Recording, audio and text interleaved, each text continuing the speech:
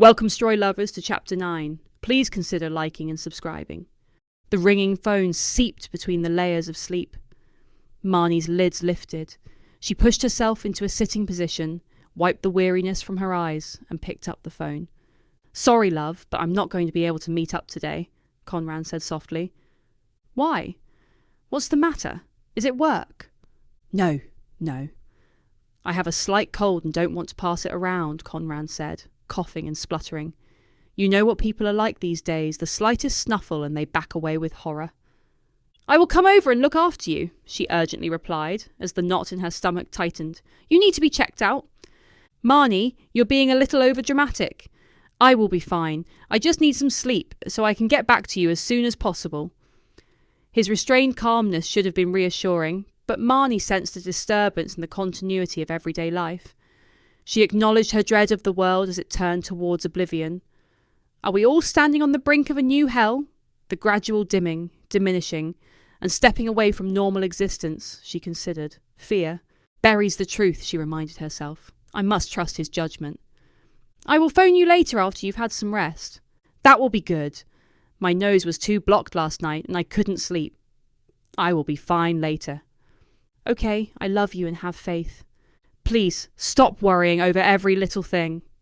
"I will," she uttered with a lump in her throat and the biting wire of dread tightening around her chest. The phone went dead, and she sucked hard on her inhaler. Marnie pulled her knees into her chest and lowered her head. I made a promise to the world to keep people safe. Tears soaked her arms as she curled under the crashing waves of impending disaster. Along with many scientists, death had led her to spend hours of her life in experimentation. But nobody on the planet had found a long-lasting vaccine or cure for the many viruses. They would prevent one outbreak from destroying life, only for another to emerge and mutate a few years later. They were all in a race against time, estimating the distance between sicknesses and a healthy population, studying rats and bats to see what other deadly diseases lurked, while all dreamt of a cure-all. I must stay calm. Most illnesses are relatively harmless. We will endure. Needing to wash her hands and face, Marnie rushed to the bathroom and performed the ritual she followed throughout her life, scrubbing until her hands bled. The sun will soon rise to defy my veil of darkness, and everything will seem prosaic again. Marnie was startled from her reflections by a rapping on her front door. Rushing to her bedroom window and looking down in the pale morning light, she saw Tem. He stared up at her with an anxious expression. With fear and grief for Conran's condition still clinging to her, tugging and warning her not to respond, she opened her front door. Tem's eyes regarded her beguilingly, while his lips remained set in a stubborn line. "I need help," he said anxiously, glancing around. "There is no going back. Do you know anywhere I may go?" "You could stay here," she replied weakly. She was determined not to fail another person. "No, it can't be here, or you will be blamed for harbouring a criminal." Marnie admired his tenacity and wanted to protect him, but was unsure how to do so. Her mind raced. Footsteps were pounding further up the street, heading in their direction. Marnie grabbed Tem's arm before he could turn away, slammed her front door, and ran. Hastily, she led him down the back streets until they reached the open fields. Together they raced through the now waving long grass and weeds as she had through the wheat as a child. All the things she'd forgotten about resting in the corner of her mind came flooding back. Shadow returned, running in front, leading the way to the house. While trailing behind him, Marnie saw the plants turn black and rotten. "I never noticed that before." "Perhaps it's a reflection of my doomed thinking," her inner voice whispered. The air was cloyingly damp, and the spangled glow of the silent sun punched through the building clouds onto the land. A storm was threatening. The first drops fell as they slowed and walked through the gate. This new time of trouble had led her back to her forgotten reality, where once a child full of sorrow and misery had briefly played with a boy who was kind and honest of heart. "I remember this place," Tem whispered. "This is where I used to come when the real world got too ugly." They shared a look of piteous recognition and then smiled. "You're the boy I played with," Marnie said as she recalled their childish games. "I was so sad then, the only child in my street. I had nobody to play with, and then, one day, I met you. Instinctively, I knew you needed somebody, Thames said, the sympathy evident in his tone. Are you ready to go back inside? Marnie nodded and glanced over at Shadow, who once again was a silhouette with no specific features. Lately, he only appeared to comfort her during tragic times. Shadow was solemn, and his eyes flashed with dark tears. It was then that Marnie knew someone close to her would die. On entering, Marnie noticed the house had changed. There was the awful silence of neglect, and she sensed the spirits she'd left behind remained within the walls. Black mould grew everywhere, and she could smell toxicity. You can't stay here, she whispered.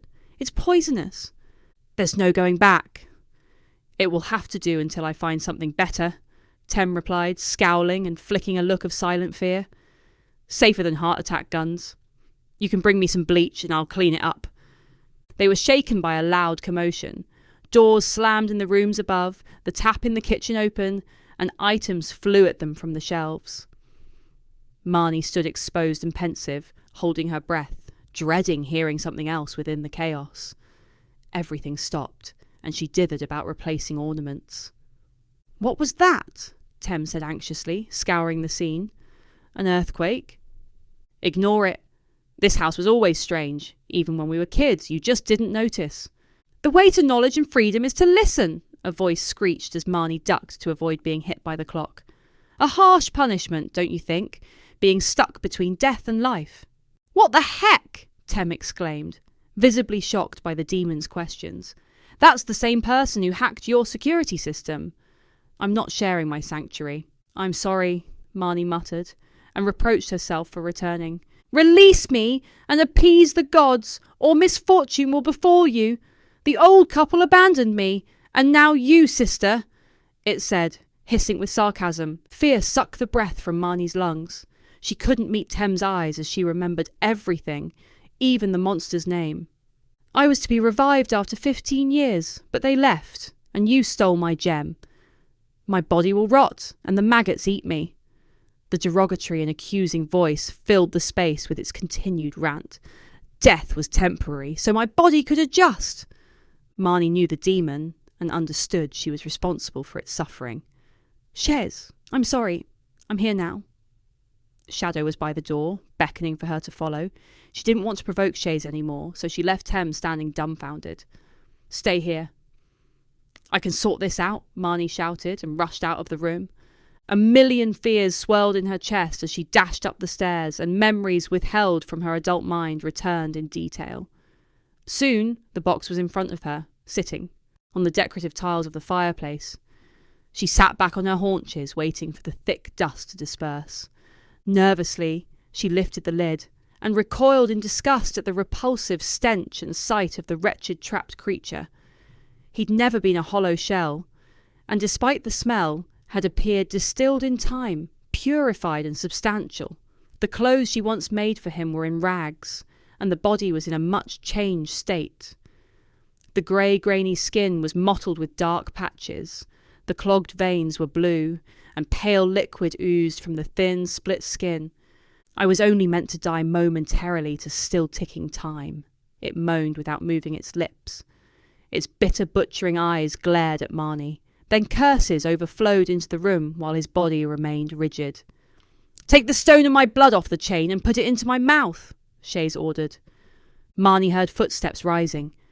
Sensing urgency, she complied and slipped the diamond off the chain. Shays's mouth was still partially open, revealing the small, pointed teeth. Marnie pushed the gem in the gap and, looking around, saw Tem leaning against the doorframe. You should go now, Tim shouted.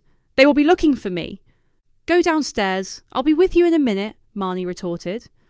She gawped into the box and saw the once poundless heart was thumping in Shays's chest. The loathsome creature was recovering rapidly. The essential flame had ignited, flickered and flared, and the fire had returned to its limbs. Light rushed into his eyes, and he sprang into a sitting position. The leathery wings plumped with rushing blood unfurled and spread. Shays stumbled out of the metal tomb and scurried across the floor, then gaining strength rose. The thorny pain of death reminds me that I must be reborn to rule. He rose from the floor, fluttered over to Marnie and kissed her on the cheek. Now I will take my revenge threefold for the broken promise. A gargling laugh spewed from its mouth, and it flew toward the window. You can't let it out, Tem shouted, seething and rushing forward. He grabbed Shays by the leg. It mustn't escape. The winged boy snarled, hissed and fought back. Marnie joined the fray, trying to prise Tem's hands away. Shays, burning with fury, slashed out at Tem with his claws. Tem pushed him into the corner of the room and held the beast, constricting its movements. Help me, Marnie, Tem insisted. No, I promised to free him. It's harmful, Tem said, glaring at her with pleading eyes. Weakly, she followed orders and stepped closer. She knew what it was like to be an outsider, hounded, restricted, and ignored. The distractions gave Shays time to summon his strength. He twisted his head down and sank his teeth into Tem's shoulder. Tem screamed in pain and released his grip. Marnie reached out for Tem as Shays, mistaking her arm for his, bit into her flesh. As they both covered their wounds to stem the flow of blood, Shays threw himself against the window. Exhausted and to the sound of a gurgling laugh and shattering glass, they sank to the floor.